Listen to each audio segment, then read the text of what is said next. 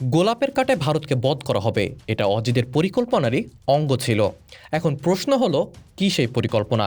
পুরো সিরিজের জন্য যে পরিকল্পনা করা হয়েছে এটা ছিল তারই অঙ্গ। প্রথম টেস্টে অজিতের পরিকল্পনা ফেল করে যাওয়ার পর গোলাপি বলের সঙ্গে যোগ করা হয়েছে পাটা উইকেট। সবুজের কোনো চিহ্নই আর রাখেনি তারা। অস্ট্রেলিয়া প্রথম টেস্টে নিজেদের পেস ব্যাটারির ওপর ভরসা রেখেই স্পোর্টিং পিচ বানিয়েছিল, কিন্তু সেটা যে হিতে বিপরীত হয়ে যাবে সেটা ছিল কল্পনার অতীত। স্পোর্টিং পিচে বুমরা যে এভাবে সাক্ষাৎ জম হয়ে উঠবে সেটা হয়তো কেউই ভাবতে পারেনি। ফলে এবার বুমরার জন্য আর ঘাস রাখার কোনো ঝুঁকি নেওয়া হয়নি। এবার আসছি পিঙ্ক বলের পরিকল্পনায়। অজিতের পরিকল্পনায় কি ছিল?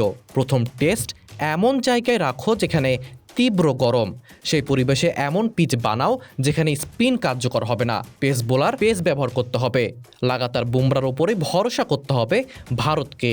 তীব্র গরমে বুমরাকে ধ্বস্ত করে দিয়ে প্রথম ম্যাচ পকেটে পুরে এবার দ্বিতীয় টেস্টে পিঙ্ক বলে বাজিমাত করো, তাহলে ভারতের মেরুদণ্ড ভেঙে দেওয়া যাবে এবং বাকি ম্যাচগুলো সহজ হয়ে যাবে।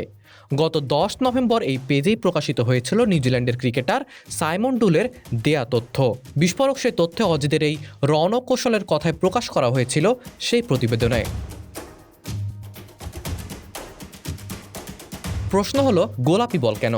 গোলাপি বলে ভারতীয়রা খেলে অভ্যস্ত নয়। অস্ট্রেলিয়ার ডে নাইট ম্যাচে আকছার এই বল ব্যবহার করা হয়।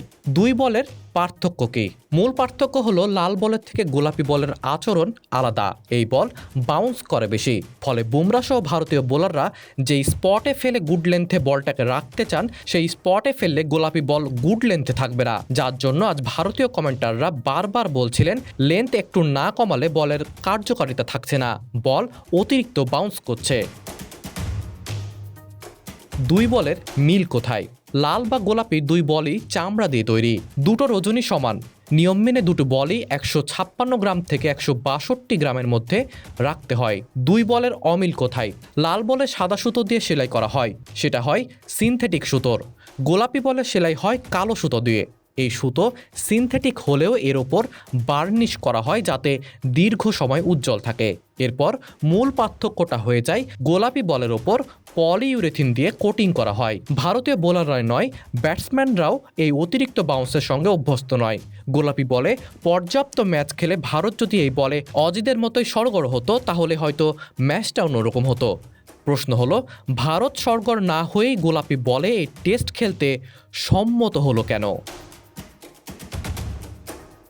মুন্নর আঞ্জুম রিফাত, বিডি আর্কাইভ।